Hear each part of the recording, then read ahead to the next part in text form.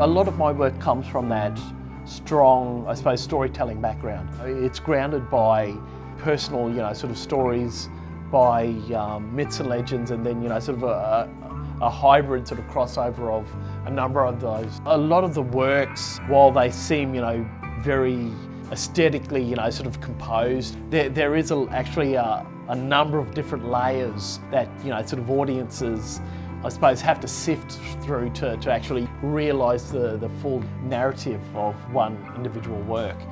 My first artistic practice is drawing.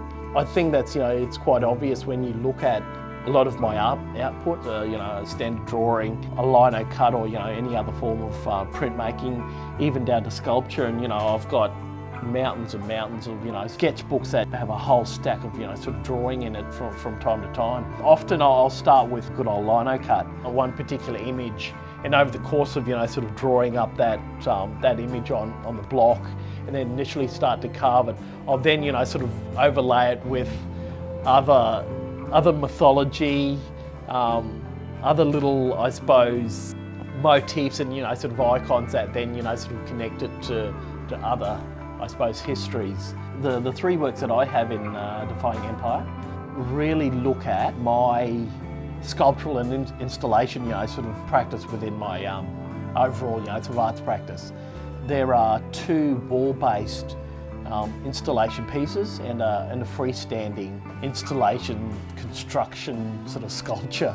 Is actually called Picasso's Lago Mineral, and it's actually, I suppose, pays homage to a number of different things. Firstly, with the use of Picasso, it references, the magnificent, sort of artistry of that artist.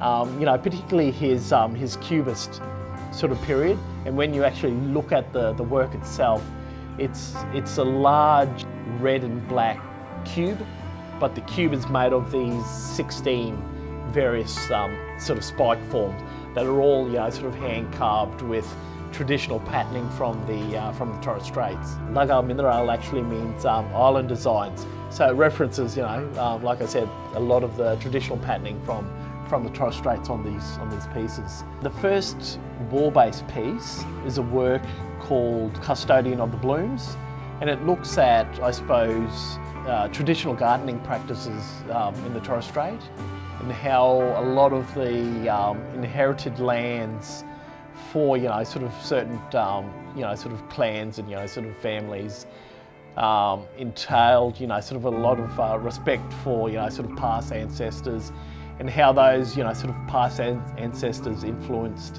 rainfall, good crop yields and things like that. So it's a large installation which is comprised of 10 various flowering forms. So they look like large sort of flowering cogs basically, with a dancing figure sitting to one side. So it's basically him dancing around, this crop of flowers. For me, sort of personally, to be a part of the Defying Empire exhibition at the National Gallery of Australia is a huge honour actually. Not only to as an individual artist to exhibit at Australia's most prestigious and premier, sort of visual art institution, but the exhibition itself, sort of Defying Empire, what it actually stands for, as well as the significance of its connection to other major anniversaries, for Indigenous people around this country. In terms of the work that I've produced for the exhibition itself, if you look at that, the defiance that actually comes through within those works, but it's purely a celebration of what it's like to be, an Indigenous person, within this country, here and now. And it's I suppose it's a way of me putting my foot forward in terms of saying that a lot of the policies from sort of back in the day, assimilation policies and things like that, while they were in place, and a lot of the sort of atrocities that did occur, it didn't dampen sort of the Indigenous spirit, which is still sort of strong and alive today. And this is, what a lot of my works actually, sort of celebrate, is that, we are still here. We are still, sort of forging ahead very strongly into the future.